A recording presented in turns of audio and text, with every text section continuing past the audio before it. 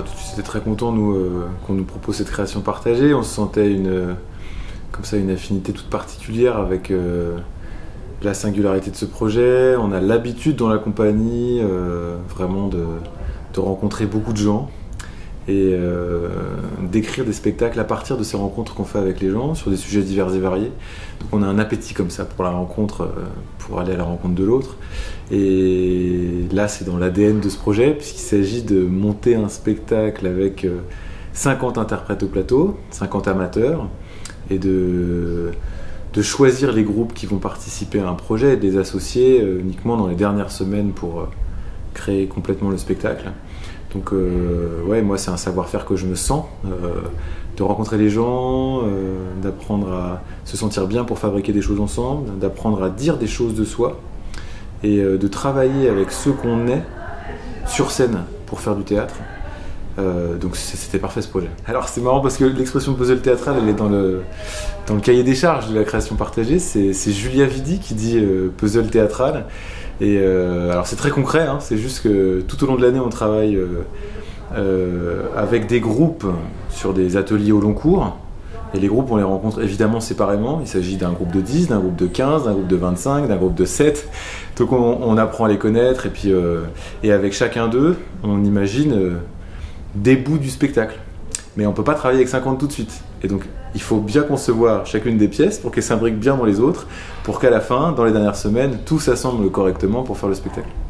Il y a quelques mois encore, elle s'occupait de l'accompagnement de jeunes migrants encore mineurs, au titre de la protection de l'enfance. On les appelle les MNA, les mineurs non accompagnés. Elle ne s'en occupe plus. On m'a fait fermer les structures. C'est politique. On pense que les MNA n'ont plus besoin d'accompagnement, qu'ils sont capables à 16 ans d'être dans des logements autonomes et de gérer leur quotidien. Elle a dit aux gamins qu'ils devaient quitter la structure, qu'ils allaient être placés dans des appartements partagés. Des gamins pleuraient. Certains l'interpellaient. Mais chef, tu sais qu'on sait pas faire. Ici, il y a Babette qui nous aide. Il y a le veilleur de nuit qui nous console. Là, t'as la voix qui grelotte quand tu leur parles à ces gamins. Mais non, ça va le faire, vous pourrez appeler. Mais toi, tu sais pertinemment au fond de toi que ça le fera. Un MNA, ça coûte cher. Ce qu'ils voudraient faire, c'est des hôtels sociaux. De grands blocs avec 100 MNA et 2 éducateurs. Et ça roule, ça coûte pas cher. Non mais attends, faut voir le programme des candidats au présidentiel. Ceux qui disent qu'ils veulent couper l'immigration, tu vois. Non mais on va pas parler politique là, hein. La violence, elle est générée par les coupes budgétaires, je vais te dire. Non mais c'est grave ce qui se passe en ce moment. On a l'habitude, nous, de choisir des sujets un peu trop grands pour nous. Et on les prend... on prend la focale la plus large possible pour se laisser faire par le sujet. Quand on commence à travailler, un exemple très concret, si j'avais dit on travaille sur la violence économique, on serait parti dans sur un seul terrain d'enquête, sur un seul terrain de recherche, et presque on aurait commencé à anticiper ce qu'on va trouver. En se disant on travaille sur la violence, on brasse extrêmement large, on travaille sur les violences physiques,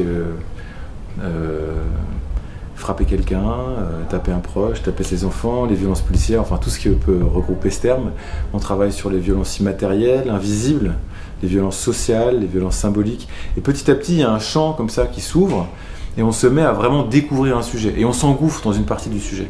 C'est comme ça qu'on travaille. Donc ici, le sujet, c'était vraiment de passer aussi par le filtre des interprètes, par leur subjectivité. Donc une partie des histoires qui ont été, enfin la totalité des histoires qui sont racontées ici, elles ont été recueillies, récoltées par une partie des interprètes.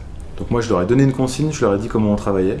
On a appris à travailler sur des entretiens et ils sont partis chercher des voix, chercher des histoires, chercher des gens qui peuvent raconter des histoires. Et donc ils ont amené un sujet et une fois qu'on a récolté cette matière, on a commencé à comprendre quelque chose de ce qu'on racontait. Mais c'est de manière empirique, de manière subjective, et j'ai l'impression que comme ça, on peut aussi laisser de la place au spectateur, et pas lui imposer un sujet et nos réponses, mais ouvrir une sorte de champs d'investigation, de champs sensibles d'investigation pour le spectateur. Je suis très content que le spectacle s'appelle Fracas, parce que Fracas c'est pas violence. Fracas c'est beaucoup plus ouvert, c'est beaucoup plus intéressant, c'est beaucoup plus riche. Fracas c'est un son fort, c'est une énergie. Et on n'a pas récolté des histoires qui sont impossibles à entendre, et il s'agit surtout pas de se faire du mal. Il s'agit de se donner de la force, et dans violence il y a vie. Et de raconter des histoires de vie, des histoires d'humanité, des parcours. Et c'est des toutes petites histoires. Parfois, on ne sait pas où il y a de la violence. C'est pas ça qui m'intéresse. On n'a pas pris le plus spectaculaire. On prend des petites histoires que des gens ont envie de raconter. Parfois, on ne sait pas pourquoi. Dans le spectacle, il y a des histoires, on va se dire, mais où est la violence? Mais quand même, à l'intérieur, on sent que toujours quelque part, ça travaille.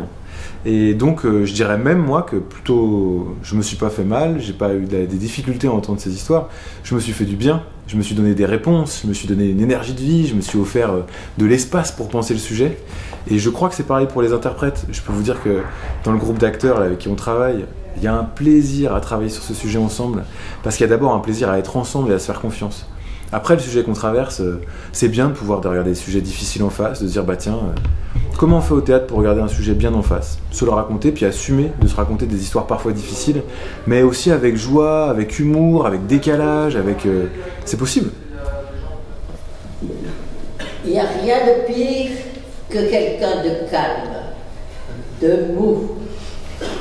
Alors là, si vous voulez que ça monte encore plus, c'est insupportable.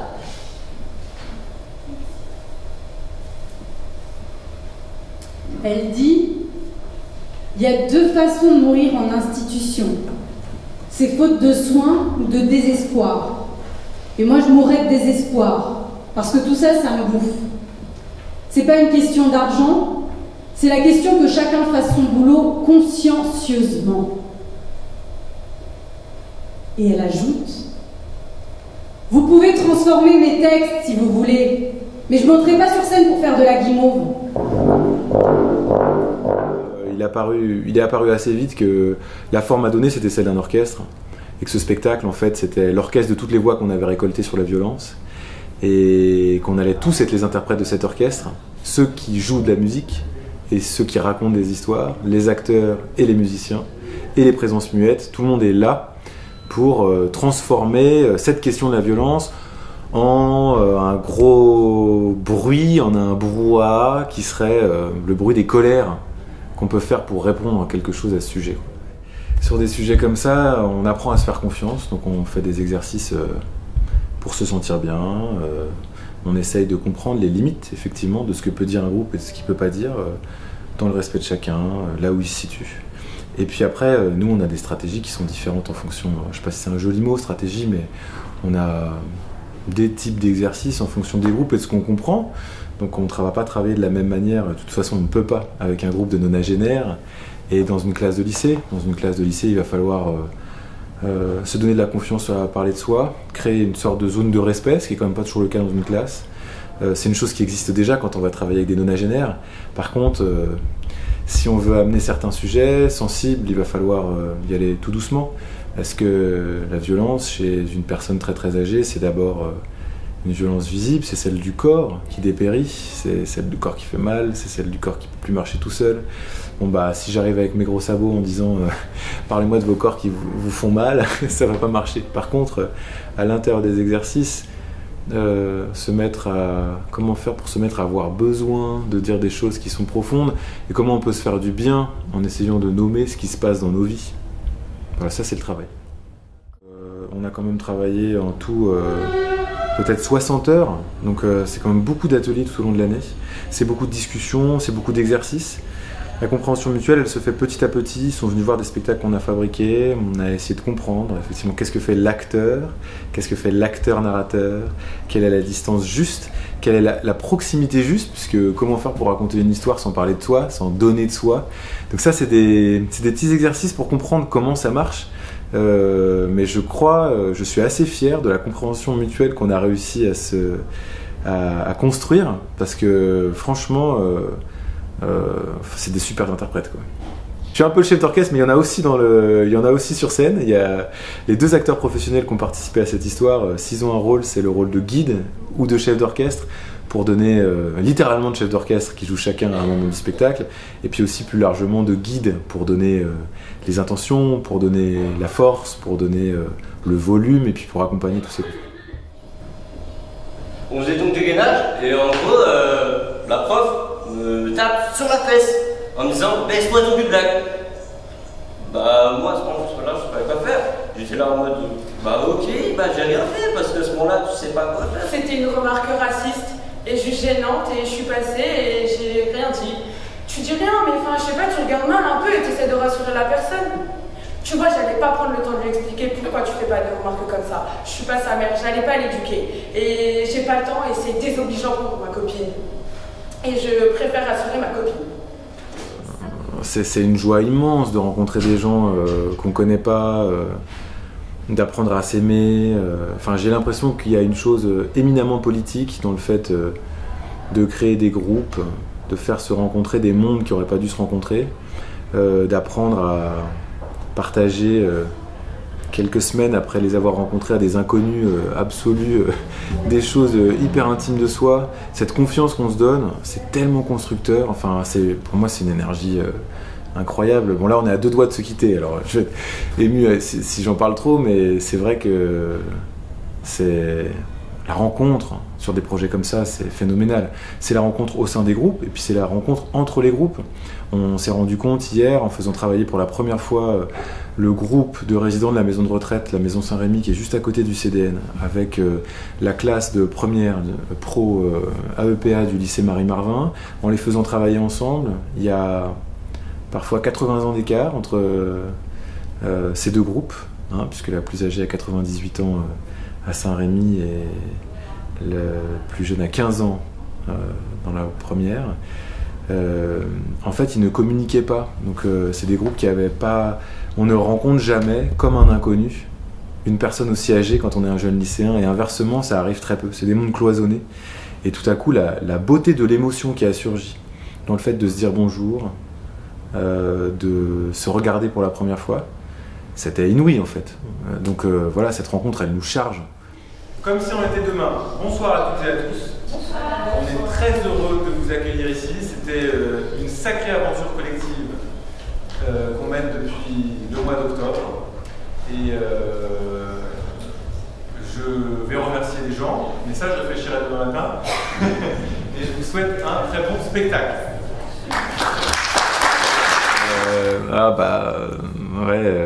Un grand merci à toute l'équipe, c'est-à-dire ceux qui m'accompagnent aussi pour fabriquer ce projet, ceux qui travaillent aussi ici au CDN pour fabriquer ce spectacle, parce que tout le monde est à pied d'œuvre quand même sur la fin.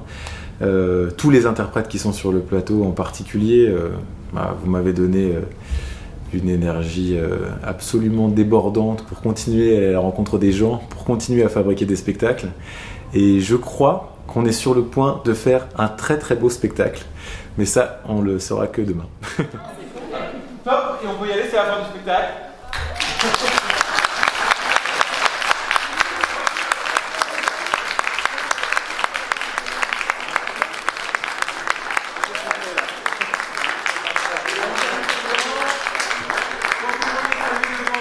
Et oui, effectivement, on travaille sur ce sujet des violences, parce qu'on a ouvert une sorte de chantier théâtral sur le sujet.